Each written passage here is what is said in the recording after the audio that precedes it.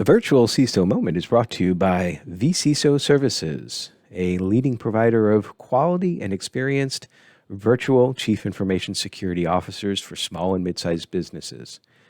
Check them out at vcisoservices.com.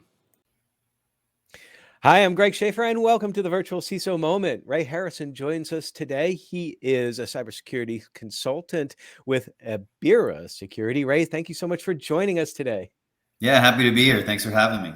Almost lost your LinkedIn profile. It had scrolled up a little bit, and I'm like, well, what? But I found it. All right. So, Keeping you on your so toes.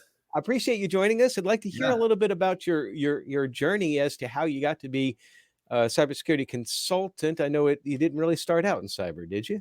Yeah, no, I didn't. I'm the sales director for Abira, based out of Tampa, Florida. I cover mostly the Southeast, but some other areas, and I'm helping to build out our team here. And yeah, my journey is kind of interesting. I've been in sales for 20 years, and I've done things from teaching tennis, pharmaceutical sales, got into selling tennis equipment, which was my passion, back into pharmaceutical sales, and then really loved all those different types of businesses. Love building relationships with customers, both personally and professionally, and serving their needs. And but summer of 2020, we were in the mountains of North Carolina. We loved going up there. We were there for a couple of weeks, and I was just like, man, I want to work remote and live in the mountains. But there's not really very many good jobs up there. So I thought, maybe IT, I could work remote. I knew it was a good business, but I really didn't know much about it. Did some research, ended up finding cybersecurity, found Abira Security as a small boutique firm that was growing and willing to give me a chance to kind of learn and make the transition slowly over. And so, I did that, and really been full time for, a little over a year. So, what is some of the primary things that Abira Security does? Yeah, great question. So Abira, we're a pure play cybersecurity services firm. It's really two sides of the business. We are a true value added reseller. We're partnered with all the big companies as well as the Israeli startups. We really try to take a consultative approach to find what the right fit is at the right budget for the customer. And then our services side is a really robust. We're really known for our offensive security, so we do a lot of pen testing, external, internal, web app, mobile app, Purple Team, API, all kinds of things there. A lot of times people start partnering with us on something like that, and that expands to maybe our vulnerability management services or tabletop exercises, ransomware assessments. And in general, we do a lot of staff augmentation and professional services around Microsoft and different, other solutions to help implement and optimize. So that's a non-traditional, if you will, or in some ways it is a traditional path for coming into cybersecurity. And you mentioned the mountains of Western North Carolina, and I was reminded of there is a annual cyber conference out there, a small one at Montreat College out in, I think it was at Black Okay. Rock. And that's sponsored Yeah. by the Okay. Carolina Cyber Center, and they're one of their missions are to help folks transition from one career to another, or even just It's not easy. staying sort of like in your core, which might be sales, but still going into a completely whole vertical. Well, you said it's not easy. What were some of the challenges that you had doing that?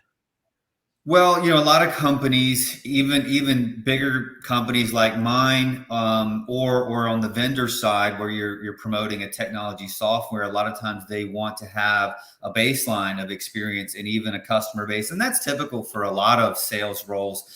They'd like you to come in knowing the customer base, knowing the vertical you're in. I was in pharmaceuticals, so they liked you knowing the disease state. They liked you knowing the doctors you were calling on, and the process, getting past the gatekeepers, all those things. And so from a sales perspective, that's important. I'll tell you what, I see a lot on LinkedIn. And then of course, people have reached out to me that they're trying to break in on, the engineering side or becoming an analyst, and kind of rolling up their sleeves and doing the work, which by the way, my hat's off to anyone who is in cybersecurity doing the work, keeping organizations safe, because it is not easy. A lot of times it's a 24/7 kind of job. And, Right. you're trying to avoid the breaches and things, but there is a a lack of talent in this industry. And it's because there's a lot of roadblocks and hurdles to get into it. And they need to remove those and have more internship things and areas, a clear path how you can have a career in this business. And so I know there's a lot of efforts around there. There's a lot of diversity things and trying to just get a lot of different people from all walks of life into it. And really, it's a trade school kind of thing that needs to be developed more as well. Yeah, I'm glad you mentioned that too. And I wasn't this wasn't going to be a commercial for the Carolina Cyber Center, but that's actually one of the things that they do. And I think that that's so important because you're right. There have been roadblocks put up as far as the path to doing some of the cybersecurity work, and you don't really need that. And in fact, in my firm, Yeah. we just brought on a new employee that in the interview he asked me a great question, but one of the better questions that a candidate can ask in an interview. So pay attention, everybody. What are you looking for? What is your ideal candidate? What are you looking for in an ideal candidate? And I said Right. trainability, Yeah. because if you can learn, I'll teach you. But and we need to have more of that stewardship and more of that. Hmm. So, still relatively new to the cyber field, but I think that you've seen enough to be Yeah. able to answer this. What would you think would be a more significant small and mid-sized business information security team? I mean, it's always kind of, people, process, technology, right? It's, not having enough budget to, hire the right people. Or what's really happening too is the smaller markets now with such a bigger remote, job opportunity, they're losing good people to bigger markets because they can afford to pay more and still stay where they are. So that's been a challenge, I think, for a lot of these and even larger enterprises, not just small medium business. But certainly everyone's concerned about being breached, and whether it be via email attacks. We're constantly helping people to secure their emails better. API security is, kind of one of those top attack vectors now that's rising higher up. We're helping people with tabletop exercises because, hey, you need to practice Yeah. before, because odds are an incident is coming. And so are you prepared? Do you have a playbook? Who's owning that playbook? And who are you following? Who does what when? And so people haven't done it ever or in a while. And so we're helping people do that more. And I think that's important, to be as prepared as possible by practicing for an incident. But certainly ransom, always one of the biggest things, and the nation state attacks, of course.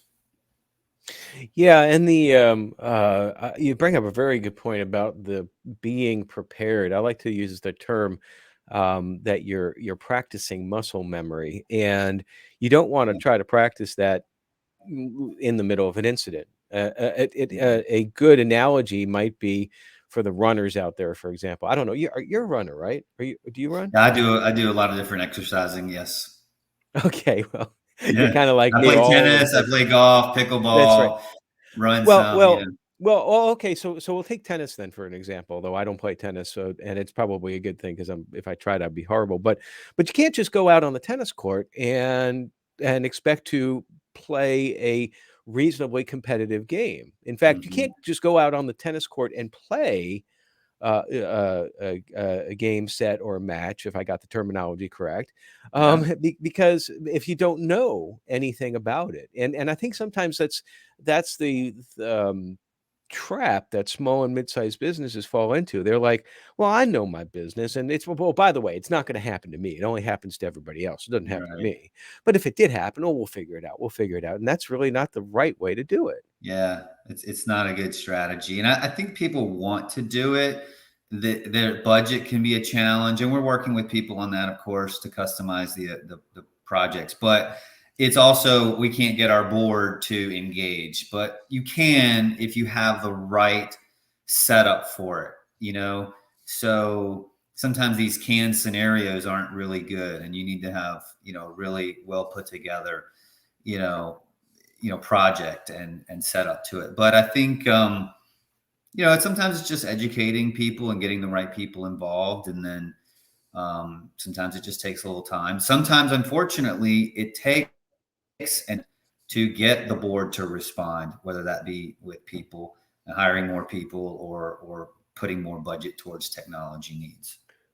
And I think part of that too is that, particularly in firms that don't have a solid security program, they're not doing that communication up to the board. I mean, the board and the C-suite, particularly the board, they Yeah. can only make risk-informed decisions, which is their job, if they're informed of the risks, right? Yes. And if you don't have the culture, the infrastructure, the people, or the interest from the board members in place in order to have that bi-directional communication, then you get more of the kind of ostrich head in the sand, I think Yeah. approach to it sometimes. And I So think there's been progress, that companies are making and CISOs are making and IT directors and directors of security are making progress with the boards. And in some cases, the CISO is getting, a seat at the table, or at least more of a voice, but it's still not where it needs to be overall for sure.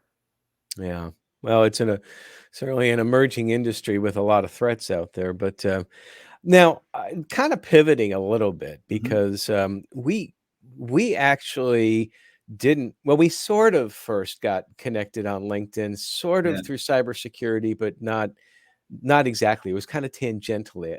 Yeah. I'll let you tell that story. Yeah, I mean, I have a strong faith in Christ, and I just my faith is important. I love connecting with people, like I said, personally in every area in faith, even if it's a different faith. I'm always just kind of interested in because that a lot of times, it helps you to understand more about that person. But I love connecting with people who are common in the faith, and I created this Faith in Jesus group. It's called the Faith in Jesus Forum. It's on LinkedIn. It's open to anyone. I think right now there's 99 people in it, which just over a year. That's pretty cool. It's just kind of grown, Wow.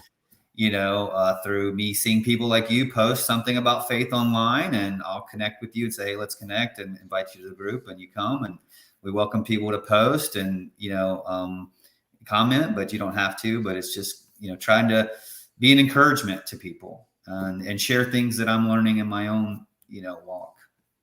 I appreciate the reach out first, and I appreciate you doing that because I've been public with my genesis, no pun intended, of my story here that it has continued to be a faith walk for me. I didn't intend to be an entrepreneur, but I got that little tap on the shoulder and Yeah, from God saying you can do more with your talents and for to help small and mid-sized businesses. And that's one of those things. Well, it's kind of scary because I'm giving up control, but that's the whole point.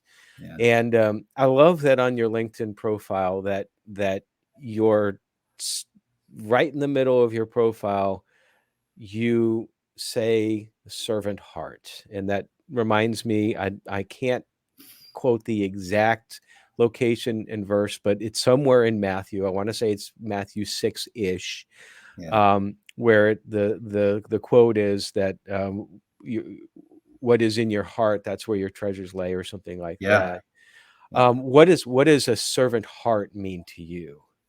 I mean, I've heard it kind of mentioned like this being, others oriented. Hmm. So you're just seeking to serve. And like, for example, at home, and of course we're teaching our kids that are 9, 11, and 13 to do the dishes and things. But there were times where I didn't feel like doing the dishes. And I'm like reminding myself, okay, I'm serving God. I'm serving my wife because her love language is acts of service, And so if I just serve her, she feels loved, And I think if we seek to do that in general in life, but certainly in business, and just seek to serve our customers and potential customers, even if it doesn't always involve us, and we're bringing value, that'll come back to us down the road. But it's it's the right thing to do. But I get a lot of I'm a giver. That's my primary spiritual gift. Is I love giving financially and of my time. And so I have a couple of discipleship groups, and I love paying it forward. I've had mentors in my life and that have helped me to grow personally and professionally. And so I get a lot out of myself selfishly serving others, which is kind of Uh-huh. cool. Well, and I like I've said it before, but one of my mantras, if you will, I have been asked beforehand by folks in the cybersecurity realm. It's like, well, you seem to be doing pretty well. With a small business, if you can make it 5 years, that seems Yeah. to be like a mark. And our fifth year was last year, so yay, thank Yeah. God, Congrats. literally. But Yeah. I'm asked about like, well, uh, uh, what is your advice? And what I tell them, I don't think they're expecting. And I Mm. say, if you have a heart of a servant, you'll always be successful because you're measuring your success not on what you're taking, but Yeah. what you're giving, which I think you are a perfect example of that. As perfect as flawed creatures like us can be. Yeah. So, I didn't mean to imply that you were perfect because I'm definitely there was not. only one That's perfect man that's ever. why I need Jesus, because I'm far from perfect. So. Yeah. Well, and pivoting back to cybersecurity, when we're talking about the serving, it's I think that the more that we can understand that if we do approach it from serving others and not just serving our customers, but getting back to what you said in the beginning about trying to get more folks involved and serving them, bringing them up, mentoring them, Yeah. then we Absolutely. can reach that point where we're actually doing good in all directions for the business, for the folks coming up in cyber, and also being a solid example of servant leadership and a good Christian. Yeah. Absolutely. So, And it's a day by day thing, one day at a time, and focus on doing the next right thing. And I think sometimes you have to set your agenda aside and find out, you know, take a consultative approach. And I think that is true in business as well as in personally when you're talking to someone, and just find out what they need, and you know try to mentor to the need, as my mentor always said, mentor to the need, serve to mhm. the need. You know. Yeah, yeah. No, very good. Well, what future plans do you have? And this can be broad and open. I'd like to hear, like, for example, I'd like to hear about your career path, but I also like to Yeah. hear about the Faith in Jesus Forum, if you see Sure. growing that, or what future Yeah, I plans. mean, I think from a career perspective, I know, I'm really enjoying what I'm doing in cybersecurity and Abira security, and there's a path for me, building out the team and being the VP of sales. So, that's something that's definitely on the path. And for me, like I said, my kids are really young and they're growing up, so I want to keep the right work-life balance and just make sure I'm spending time with them. And so that's important for me to be a great father and husband and spiritual leader. We're very involved in our church and do a lot of great things there. I love my discipleship groups. I meet with a couple guys, a couple different groups. Tuesday morning, one Thursday morning. Actually, the Tuesday morning group is several cybersecurity guys, and we just read scripture, we pray, we talk about life, try to live out how can we apply it. Pretty simple stuff. Work on some spiritual habits, and then. I think I want to be a snowbird. That's kind of why I got into cybersecurity, and I want to live in the mountains half the year.